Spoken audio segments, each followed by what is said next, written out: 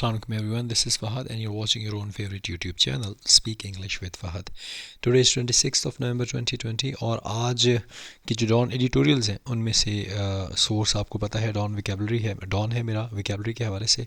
तो आज की इंग्लिश विकेबलरी जो है, आज के जो मुश्किल अल्फाज हैं वो अपने मीनिंग्स, उनके सिनोनिम्स और एंटोनिम्स और उसके यूज़ के साथ उसको मैं डिफ़ाइन करने जा रहा हूँ। The first word is castration. Castration का मतलब वैसे इन्होंने लिखा हुआ है ख्वाजा सरा, लेकिन स्टेरिलाइज करना, अनसेक्शुअल करना, किसी की सेक्शुअल पार्ट्स जो है उनको ख़ात्मा करना, दैट इज़ कॉल्ड कैस्ट्रेशन। और एंटोनिम्स अगर देखा जाए तो इसको ऐड और असिस्ट कह सकते हैं। What are the effects of castration on sexual behaviour. Sexual behaviour के ऊपर कैस्ट्रेशन जो है यानी किसी की कुव्वत ख़त्म करना जो है उसके क्या असरात होते हैं। सेकेंड वर्ड है जी हॉरिफिक। हॉरिफिक कहते हैं हॉरिफाइड को, भयानक को। एस्टाउंडिंग। एस्टाउंडिंग बेसिकली इस्तेमाल होता है कोई चौंका देने वाली चीज़ यानी हैरान कर देने वाली। तो हॉरिफाइड आ सकता है, टेरिबल आ सकता है, अलार्मिंग आ सकता है। एंटोनिम्स की अगर हम बात करें तो इसमें प्लीजिंग आ सकता है, वंडरफुल आ सकता है, हैप्पीनेस आ सकता है। और अगर यूज़ की हम बात करें तो यूज़ में I have never seen such horrific injuries. मैंने इतनी ख़तरनाक इंजरीज़ जो हैं वो आज तक कभी नहीं देखी। एम्बिग्विटीज़ नेक्स्ट वर्ड है। एम्बिग्विटीज़ का मतलब होता है अनक्लैरिटी, वेग्यूपन यानी किसी चीज़ का इबहाम होना, कोई चीज़ जो है वो वाजिया ना होना यानी डाउटफुलनेस या डबल मीनिंग। और एंटोनिम्स में क्या है जी एक्सप्लिसिटनेस, या इसके हवाले से आप कह सकते हैं कि something which is confirmed about, जिसको आप क्लियर बोल सकते हैं, वाजिया।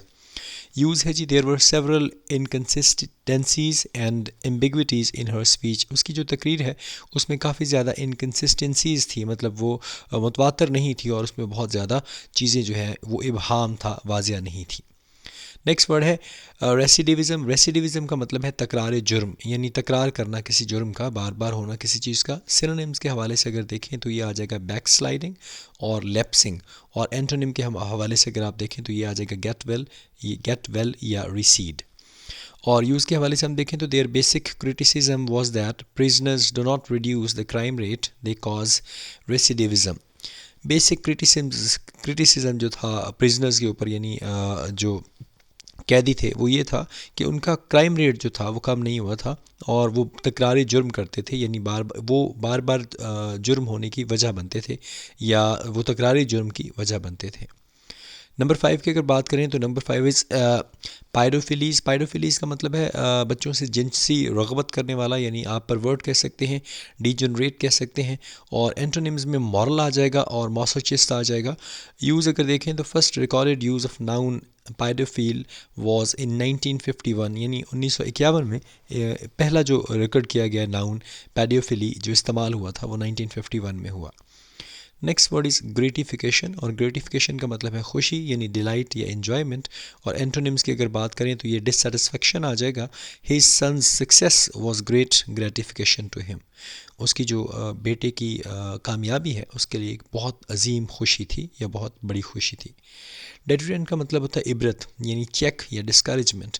और एंटोनिम की अगर बात करें तो कैटलिस्ट और इंसेंटिव आ जाएगा। Long prison sentences can be a very effective deterrent for offenders कि लंबी सज़ा जो है जो किसी को दी जाए तो वो बहुत एक इफ़ेक्टिव किस्म की जो है वो इबरत हो सकती है जुर्म करने वालों पे। कन्विक्टेड का मतलब होता है कोई जुर्म किया गया यानी कैपिटिव या प्रिजनर, कैदी को भी आप कह सकते हैं, मुजरिम को। और एंटोनिम में इनोसेंट हो जाएगा he was convicted of murder, वो मर्डर का मुजरिम था। एक्सपीडियंसी का मतलब है किल्लत, किसी चीज़ की कमी होना। एडवाइजेबिलिटी हो जाएगा, डिज़ायरेबिलिटी हो जाएगा। और एंटोनिम अगर देखें तो इम्प्रूडेंस हो जाएगा और इनएक्सपीरियंस हो जाएगा। He acted out of expediency not principal.